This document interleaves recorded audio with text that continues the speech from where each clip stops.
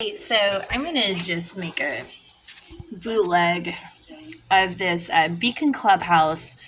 Allegedly, Erin Carlsen. Basically, I caught the Erin Carlsen lying to the prosecution and the police. So here she is on 19 May 2022 at 11:40, saying she would prevent me from further dealings with Ozark, and that was an acknowledgement of his abusiveness towards us. And it was a follow-up of a phone call in which we verbally discussed his abusiveness. So due to the fact I can continue to make sure you don't have any further encounters or dealings with Ozark.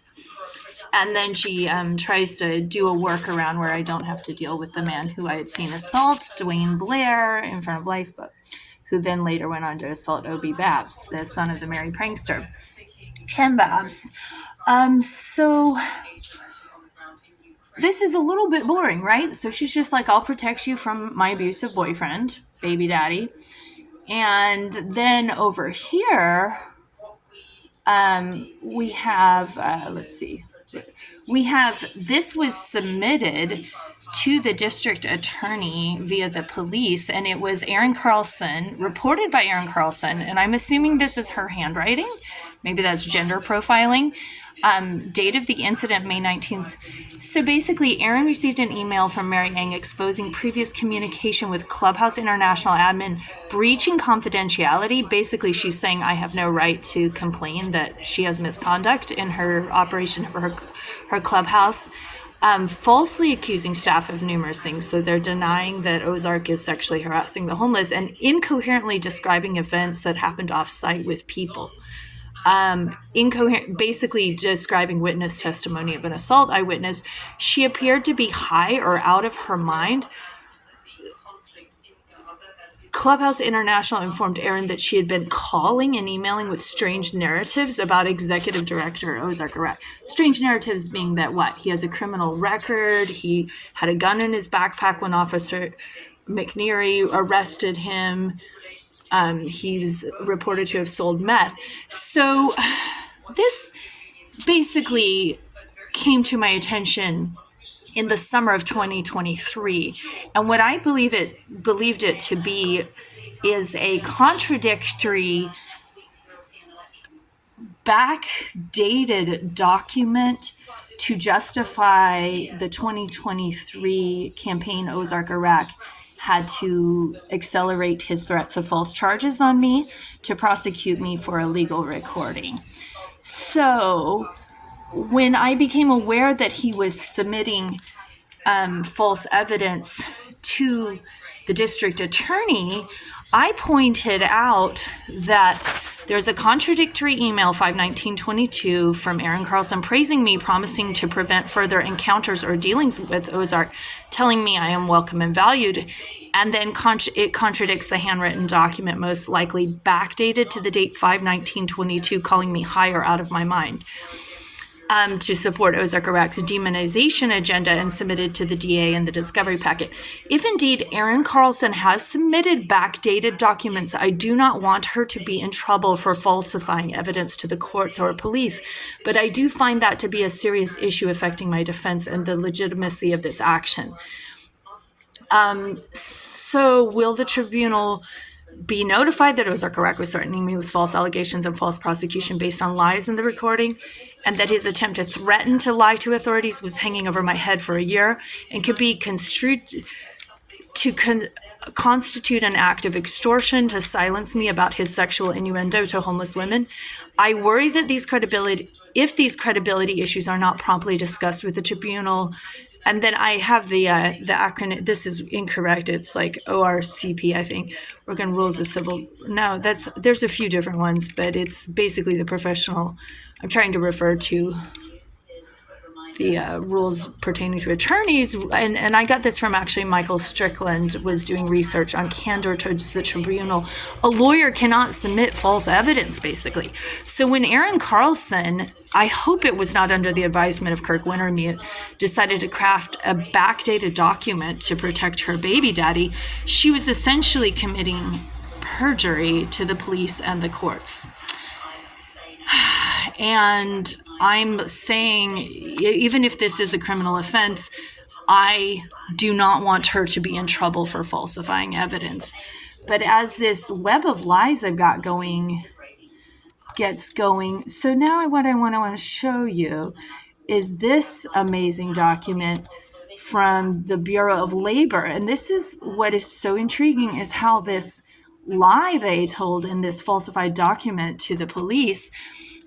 So Ozark's characterizations of complainant in her email of seeming high or out of her mind can reasonably be viewed as remarks about her mental well-being. So basically, by lying to the police and the district attorney, Ozark Iraq and Erin Carlsen pissed off the Bureau of Labor and Industries, who are now saying he owes me a $10,000 to $20,000 settlement, because he was essentially disability bashing and disability discriminating, and furthermore putting in writing that his allegation that I'm out of my mind is actually a form of disability discrimination.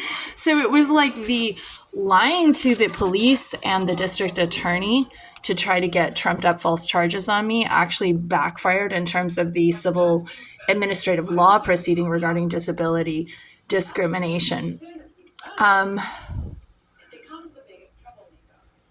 So there is substantial evidence of discrimination. So that's kind of my main point. And as you try to trust Erin Carlsen and Ozark Iraq with your money, they're now withholding mail from homeless people and threatening. Well, I mean, it's Ozark doing this, but this was a few days after I sent this email in which the district attorney was apparently panicking about this case and the legitimacy of this case.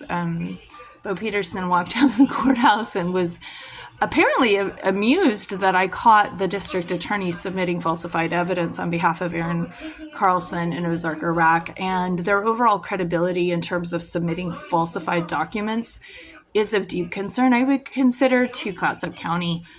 And it was a puzzling little riddle. I don't think it was necessarily the linchpin, because it is legal to make recordings of phone calls. But there's more to be discovered in terms of their contradictory standpoints. But I mean, as you can see, I admire your passion, Mary, and have always enjoyed our intelligent and thought-provoking conversation. I hope this finds you well. And then this discovery is just completely rich. Evidently, Officer Hansen didn't really quite understand nuance of wiretap law, and I don't know, I sometimes think Officer Hansen is kind of crafty enough that he realized he was essentially using a fake case as a ruse against me to drag forth the corruption at Lifeboat. I want to think he was that complicated. But this is this big, long discovery packet of this case that was dismissed. And it includes some pretty odd things where the web designer was like submitting emails trying to get me like under police surveillance. And then the harbor is trying to get me under police investigation and kissing up to Ozark and basically making this big kerfluffle. False accusations against participants and myself, employee explanation of events. Mary was excluded. So basically, he's saying that he did not ask the homeless people to suck his blue balls and the Beacon Clubhouse people to suck his blue balls, but those witnesses were never interviewed other than by me, and those witnesses should be listened to, and they should be believed, and they should be respected and given a fair hearing. And then these are their cease and desists, Joshua Stellman. And this is the confidentiality agreement they never got forward to me. Their little, like, non-discrimination policy. I think they came up with that after I pointed out. And this is, oh, yeah. this like basically they were trying to say, well, you violated a cease and desist, so prosecute. And then they're like mad at me that I was trying to get clothing on the people during the this is Suzanne Prettyman of CCA doesn't want to know about Ozark, Iraq's criminal history. I mean, this stuff is just ridiculous level of paper trail. So this is the harbor director essentially having more affiliation with Ozark, even though we had basically I submitted evidence that Jessica Klein knew Ozark, Iraq was sexually harassing homeless women, and that in a way kind of busted up on her little correct handing me over to be sacrificed with his retaliation. This is this Eric Renfro wants, get ahead of this, she's going to put this in the news. And of course the news won't take the bait because they're really looking for more salacious stuff than this or something. And it wasn't an unlawful recording, but that was maybe Hansen's bad, or maybe that's just more of a question for a lawyer like Stephen Klein, who was completely of the same opinion as me, that it was a completely legal recording.